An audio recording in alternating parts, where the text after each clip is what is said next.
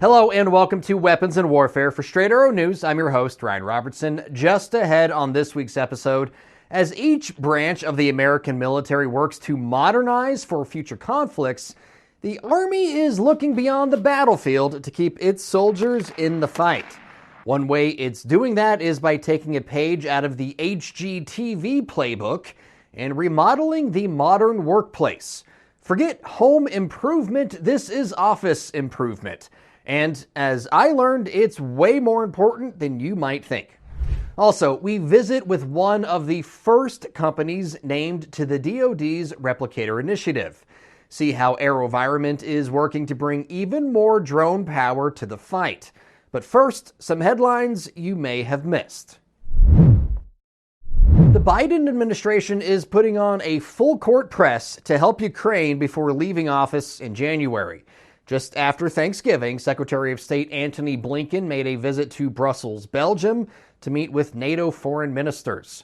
That was on the heels of the State Department announcing plans to send Ukraine an additional $725 million in military assistance, including counter-drone systems and munitions for its high-mobility artillery rocket system, which could mean more of the longer-range missiles are headed to the battlefield. It was unclear whether the munitions for the HIMARS are the coveted ATACMS, or Army Tactical Missile System, but Kyiv's making its requests pretty clear, pressing for more of the longer-range missiles to strike additional targets inside Russia. President Joe Biden pledged to spend all of the military assistance funds Congress approved this year for Ukraine before the end of his term on January 20th. There is widespread speculation about what the new Trump administration will mean for Ukraine, as the incoming president-elect promised to end the conflict in one day. The hurricane hunters are home for the holidays, with the 2024 Atlantic and Pacific hurricane seasons ending November 30th.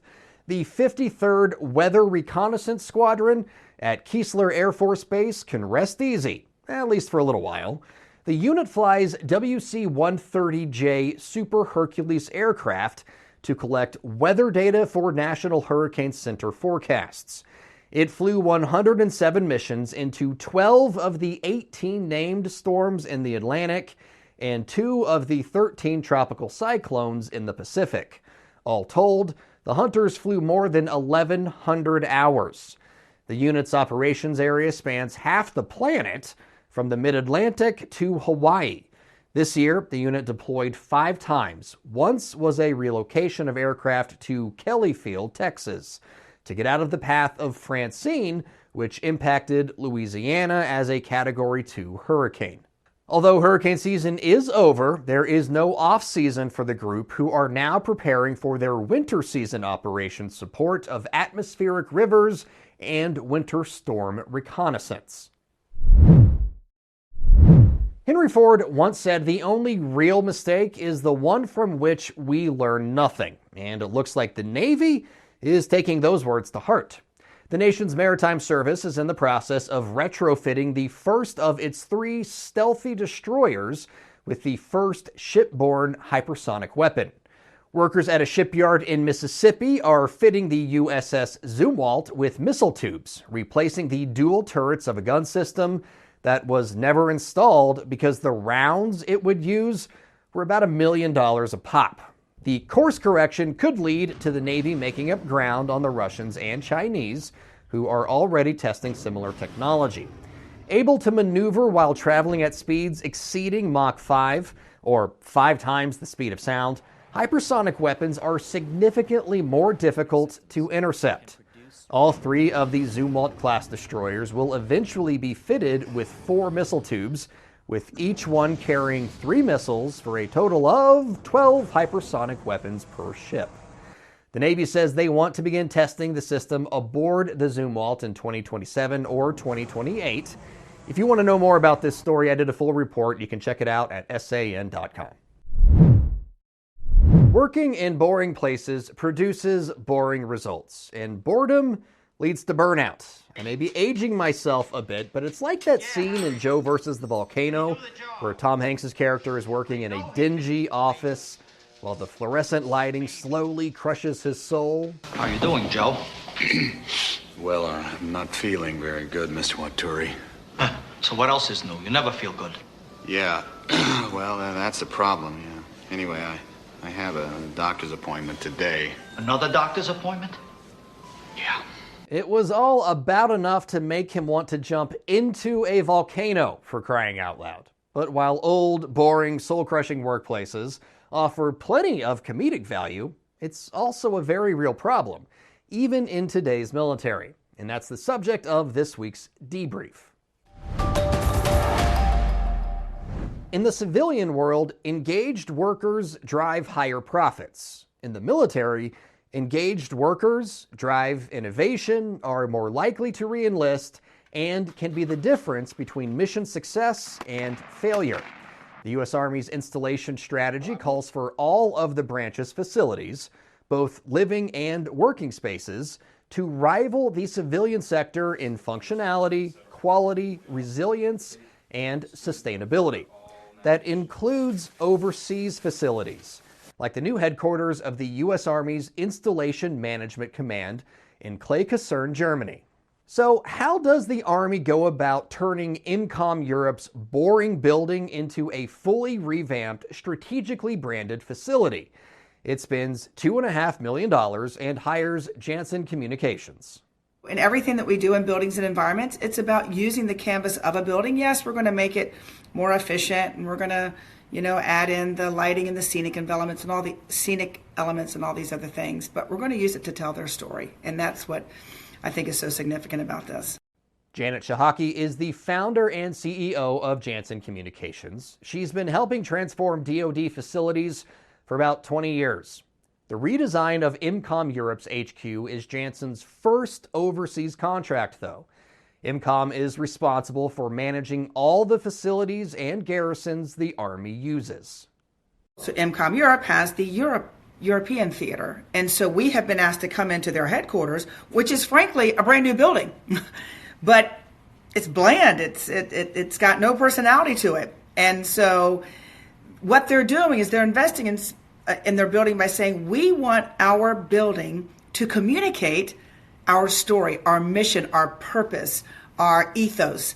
And that's what Janssen does. Buildings don't exactly communicate an organization's ethos by happenstance. It takes a lot of research and a multifaceted approach. For this job, Shahaki says her team will spend hours learning about IMCOM Europe's mission sets and theater footprint.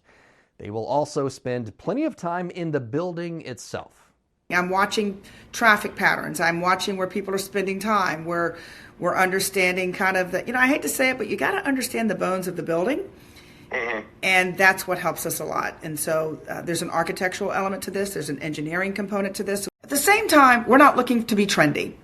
We're looking for timeless, stately, mature colors and patterns and styles that will transcend. So when we look to 2030, 2035, it's still classic. We're not painting hot orange anywhere. We're not signing up for that because that wouldn't last. Yeah, no avocado green then, is what you're saying. No avocado green, exactly. Shahaki says most of the time the client, in this case the U.S. Army, offers up general design concepts, but it's ultimately up to Janssen's team of artists to bring any concept to life. We have like a 98% first-time product acceptance rate. What does that mean? The first time that we're coming in saying, here, sir, here, ma'am, here, general officer, here's your design concepts, it's a yes every time. They're like, oh my God, you got it. This is exactly what we were hoping for. When looking through some of Janssen's past work, even an interior design delinquent like myself can see their skills are top-notch. Who wouldn't want to work in an office that looks like this? And make no mistake, how a worker feels while at work is vital to their output. In his book, How the Future Works, author Brian Elliott says people need a sense of purpose in why they are doing what they are doing. And if that can be achieved, it is much easier to align them with the organization and unlock their potential. I walked into one building that we had redone, and this executive secretary was like, oh my God, I love this so much. That put probably more joy on my face than hearing that the battalion commander loved it, because the battalion commander is going to rotate out at some point. That lady's going to be there for the next several years, and I'm very happy that she loves coming to work now, and she loves her space, and that's incredibly rewarding for me and for the entire team. Like we mentioned earlier, the IMCOM Europe contract is Jansen's first overseas job. But Shahaki says her company already locked down its second contract and is working on its third and fourth as well. Serving you clarity through context, our mission at SAN is to deliver the news straight down the middle. We're different from mainstream media because we spotlight distorted headlines and show you how to do it too. Discover stories that right and left-leaning outlets are choosing not to cover by using our Media Mist tool. Download the SAN app and turn on notifications to have straight facts delivered right to your phone or tablet, and get straight facts anytime at SAN.com. 2024 was busy for AeroVironment. The Virginia-based defense contractor is an industry leader in designing and producing unmanned aerial vehicles. In May, its Switchblade 600 loitering munition system was selected for Tranche 1 of the DoD's Replicator initiative. And by June, those systems were already in the field and in the hands of American troops.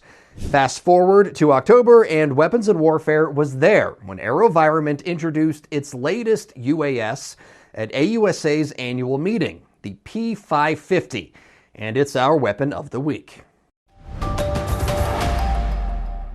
Touted as a new benchmark for adaptability in combat and operational preparedness, the P550 employs a modular open systems approach and AI-driven autonomy. In industry jargon, it was designed specifically to enable troops on the ground to swiftly address changing mission needs through quick deployment, scalability, and enhanced situational awareness. In other words, it's sort of like a Swiss Army knife in the sky. To our knowledge, I can say this very confidently, is pound for pound the best performing solution that's in the market when you look at all the sets of requirements and missions that the U.S. Army would like to achieve for the battalion force. That's ISR missions, lethality missions, electronic warfare missions, comms relay missions, endurance, vertical takeoff and landing capability, swappability, modularity, MOSA requirements, the list goes on and on and on. If we put all those things together, what you see is the best-in-class solution in the entire face of this planet today that we know of, and we've done our homework, is the P550 system. AeroVironment's chairman, president, and CEO, Wahid Nawabi, says the P550 is the result of 2 years' worth of work aimed at delivering the Army a platform based on the needs of its force structure and mission requirements. All of those things changes as you talk about the different types of force structures or echelons within the military. In the Army, they have a specific requirement. It's a program called LRR, Long Range Reconnaissance. LRR was specifically developed as a set of requirements and objectives for the battalion force. And P550 is directly designed for those set of requirements for the LRR initiative in the program. One particular point of emphasis in the P550's design was making it MOSA compliant. MOSA, or Modular Open Systems Approach, is a technical and business strategy for designing affordable and adaptable systems, which really enables this platform to be agnostic to payloads, to be agnostic to radios, to be agnostic to ground control stations. We're partnered with Perry Labs that helps with their model-based systems engineering approach and really this MOSA approach that allows us to really incorporate all these different technologies into the platform to keep it relevant not only today, tomorrow, but I see for decades to come. Trey Stevenson is AeroVironment's Senior Vice President and General Manager for Uncrewed Systems. He tells us, unlike a Swiss Army knife, the P550 can perform multiple tasks simultaneously. So baseline ISR, obviously, which is what we've been doing with Pumas and Ravens for decades, but then adding communications relay, adding electronic warfare, adding signals intelligence, and also being able to do many of those missions into one payload at one time. To get a better understanding of what the 550 brings to the table, we asked Chris Cornell, AeroVironment's Senior Product Line Manager, to give us a look under the hood. So the nose of the airplane is where our payload bay is, and everything on P550 is toolless connection. So no tools required, snap together. The entire airplane can go together in minutes. And one of the payload is a prime example of it, right? It's pop out and slide on and off. These are all hot swappable. So if an operator wanted us to change from a basic ISR and they need to go to the munition, they pull this off. Airplane, it can still be on. Slide it back on, and you're off and ready to go. Speaking of munitions, Stevenson says the P550 has that covered too. With the modular open approach, we'll be able to incorporate multiple different kinetic type payloads combined with ISR. Ultimately, our goal is also to be able to carry a laser designator on there with a kinetic effect so that you can laze a target and take down a target all within one mission versus having to call in a switchblade or some other asset to perform a fires mission. It all adds up to an impressive platform, and if you want some final numbers, AeroVironment says the P550 can be rapidly deployed in 10 minutes or less with a flight time of 5 hours. At Soft Week 2024 in Tampa, we met Ryan Gurry, CEO and co-founder of Performance DroneWorks, an Alabama company whose story we featured in episode 23's Weapon of the Week. Since then, some big things happened for PDW, notably having its C-100 drone selected for the second tranche of the Replicator initiative. So we thought it might be a good time to catch up with Ryan and see what this means for PDW in this week's Comms Check. All right, Ryan Gurry, thank you so much for joining us today with Professional Drone Works. Obviously, your background in drone, all things drone, is very diverse and deep.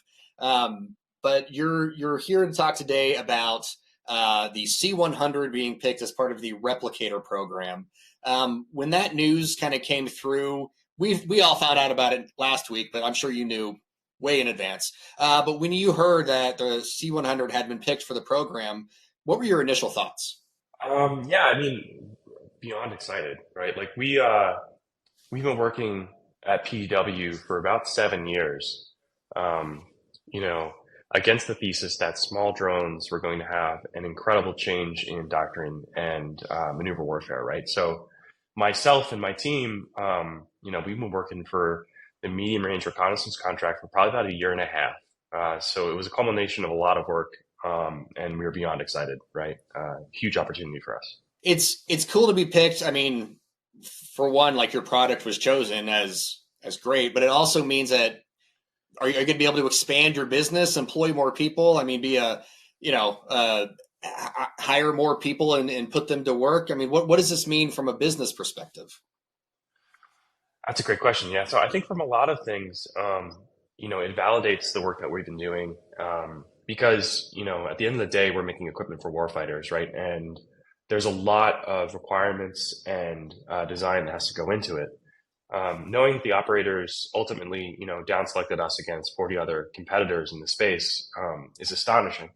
Our special sauce is the combination of, elite operators and, best in world drone design. So knowing that we could, sit together and develop a product and put that into an operator's hands and have, the value come through, I think it's a shining example of what we're able to do and execute against. And, we're excited to work on more products and expand our team. But ultimately, our first job is to, get the equipment into the hands of users. And we're sending out C-100s every week. We're up to we're making a ton of them. We have a full manufacturing line, and it really allows us to scale and fine tune that part of our our program and our business.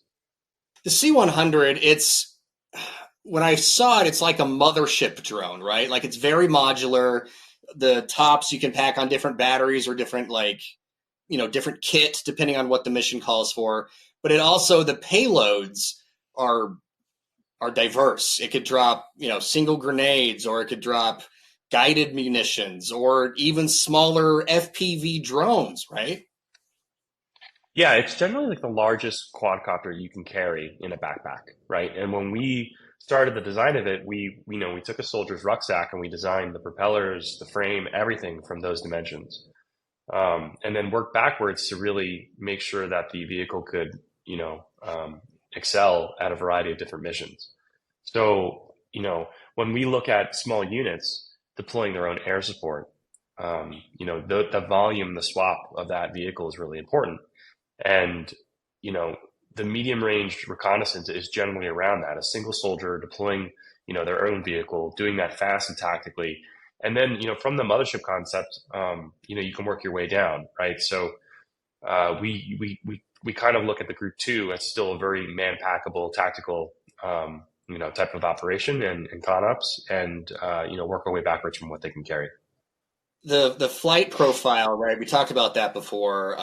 If it's a single camera, up to 70 some odd minutes, depending on how much gear and the weather conditions, it's around 34 to 40 minutes most times, give or take. What work is being done to kind of build off of that? And, by the time this thing actually gets into the hands of the warfighter, that envelope might be more, right? And the payload might be more. So the replicator program is about building things at scale, at mass now, but also it's probably going to enable you to further develop the device in the interim, right? Oh yeah, absolutely. Being on replicator and on medium range reconnaissance allows us to really push into R&D in new areas, well outside of C100. One of our strengths is propulsion and power design. We worked on high-speed drones for the DRL for a long time. And when we look at a vehicle, we work backwards from, the volume, the mass, and the in performance specs. C100 can fly in 40-mile-an-hour winds, can maintain heavy payloads. And there's a lot of intricacies that go into that. The center of balance, how the aircraft reacts to changing pig control, like when you have different weight along the vehicle. But I think generally, like C100 is just a really high performance propulsion system. We use the latest materials, use the latest cells, the latest motors, field oriented control, just a lot of good stuff that modern quadcopters are built with, so that it can withstand different types of payloads and high winds and fast speeds. In terms of increasing that, we'll have to wait and see how cell design and cell density advances over the years. We have some great suppliers that we work with that are American based and do great work. But generally, we're like pushing against the very limits, as are other industries like EVs, right? So, we can change propulsion by adding motors. We can change, endurance by, larger props. But ultimately, if you want to come out of your backpack and do direct fires, kinetics, and SIGINT, that's the best, combination of variances to really get that product working well. A lot of the work that needs to be done and is being done to fly these things in contested environments is to make sure that they can handle the electronic warfare from the adversaries. Obviously, with the DRL, I mean, you guys have experience with multiple folks, multiple people operating on a single frequency, replicated like multiple times, right? How has your background helped inform your ability to make sure that the C100 is resilient, and how do we know that it actually will be resilient once it gets into the battle space? Yeah, great question. So electronic warfare is prevalent in Ukraine and Russia, and typically once was strategic, large jammers are now more tactical, whether on, single units or organic assets, right? So the DRL actually started as a radio engineering team. We built custom radios to allow our drones to fly far away, but also to use different frequencies in case, there was heavy traffic. We're currently on our third version of that radio and in development with SOCOM. And that radio does a lot of, spicy things to use as much of the spectrum as possible and to punch through data, in areas where RF is generally contested. In terms of GPS, we use a visual system that matches satellite images to the ground. It's commonly known as visual navigation. We have our own stack that does that really well.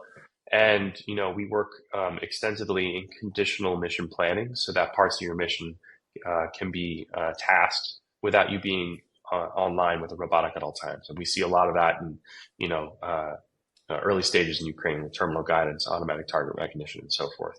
I think the future of small robotics is going to be, contested. And the days of having a 1080p video feed from the front line probably are starting to, come apart when those days may be over. But it's great to have support from the DoD so that we can invest into critical items like, wide spectrum radio usage or visual navigation or conditional mission planning, right? Things that a soldier needs so that they can be tactical on the edge and know that that asset will come back, complete parts of the missions without being in touch with it at all times. And generally it's terrible as well, but as soon as you come online with a radio on the front lines, you're found, right? So the days of radios just being on and high power, I think they're starting to really transform and change the way that we interface with robotics on the edge. Ryan, that's all the questions I had for you before I stop recording. Anything else you want to say? Another question I didn't ask you feel like needs to be answered? No, that was great. I have a head cold. I have 2 small children, so they always get me sick. But, other than that, I usually don't sound like this. But thanks for having me, Ryan. It's great seeing you again. All opinions expressed in this segment are solely the opinions of the contributors. All right, folks, that's going to just about do it for us this week on Weapons and Warfare, but that doesn't mean there isn't more for you to see. You can find us at all the social media sites on your screen or check us out on our website, san.com. We are in the middle of the holiday season right now. Hanukkah, Christmas, Kwanzaa, all getting ready to start soon. And that means many of you are also going through your year-end reviews at work. I actually just had my review right before recording this segment, which is good because it sparked the idea for the segment. Reviews can be awkward. They can be uncomfortable. Maybe you find out you aren't quite so strong in your interpersonal networking skills as you thought you were. But here's the thing. Reviews, especially the ones that involve some sort of self-evaluation, can be some of the most educational and enlightening experiences you have. One of my all-time favorite characters in a sitcom was Dr. Cox on Scrubs, and there's an episode where he wants JD, his protege and the show's main character, to do a self-evaluation. I wanted you to think about yourself, and I mean really think. What are you good at? What do you suck at? And then I wanted you to put it down on paper. And not so I could see it, and not so anybody else could see it, but so that you could see it. 2024 is almost over. Before it is, take some time to give yourself an evaluation. What are you good at? What do you suck at? Where do you want to be this time next year? How do you plan to get there? Ask these questions of yourself so that you can find the answers within yourself. For senior producer Brett Baker, video editor Brian Spencer, and graphics artist Dakota Patillo, I'm Ryan Robertson, Straight Arrow News, signing off.